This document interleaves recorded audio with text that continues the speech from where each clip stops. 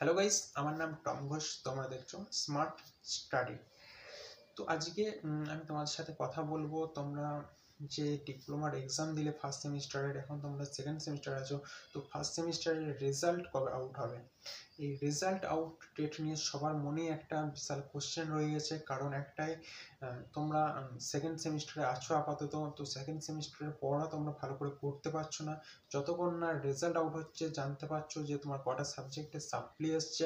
And কোনো স্টুডেন্টের যদি ইয়ার ল্যাক চলে আসে, তাহলে তো তার সেকেন্ড সেমিস্টারটা পড়া বেকার হয়ে যাবে, তাই তো?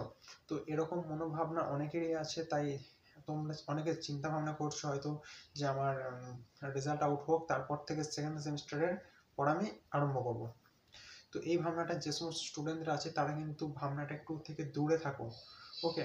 কারণ কি হচ্ছে, তোমার রেজাল্ট যখন আউট হয় হবে, ওকে, তুমি সেকেন্ড সেমিস্টারের যদি পড়া এখন থেকে আরম্ভ না করো, তোমার আর জুন জুন থেকে জুলাইয়ের মধ্যে পরীক্ষা হবে।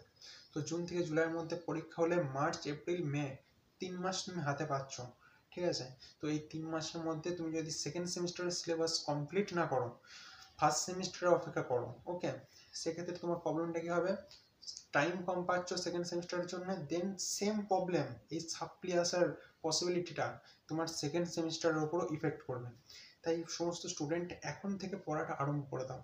ফার্স্ট সেমিস্টারের রেজাল্ট আসুক না, যা হবে হোক, ঠিক আছে? তুমি পরীক্ষা দিয়েছো, তুমি বেটার জানবে তুমি কীরকম পরীক্ষা দিয়েছো, পাস মার্কস দিয়েছো কি দাওনি, পুরোটা তুমি জানবে।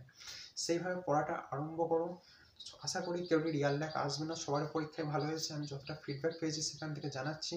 তো যদিও কেউ রিয়াল ল্যাক চলে আসে বা চান্স মনে ভাবছো যে আসবে, আসবে এটা ভাবছো, বাট আসতে না আসতেও তো পারে। ওই আসার চিন্তা করে তুমি যদি সেকেন্ড সেমিস্টারের ওপর ফোকাস না করো, দেন সেকেন্ড সেমিস্টার অবশ্যই তাহলে তোমার রিয়াল ল্যাক চলে আসবে।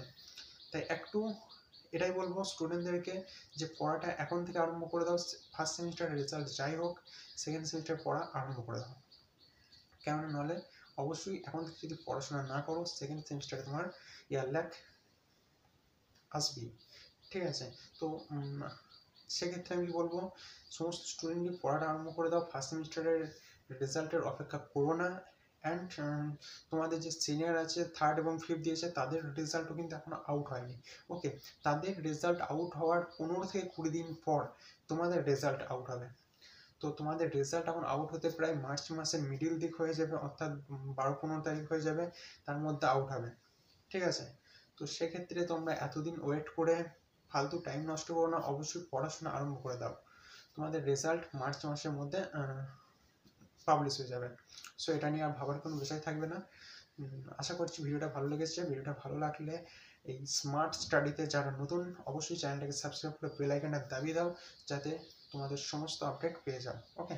ভিডিও ভালো লাগলে লাইক কমেন্ট শেয়ার করো, আর যদি কোনো কোশ্চেন থাকে অবশ্যই কমেন্ট করতে পারো। Thank you.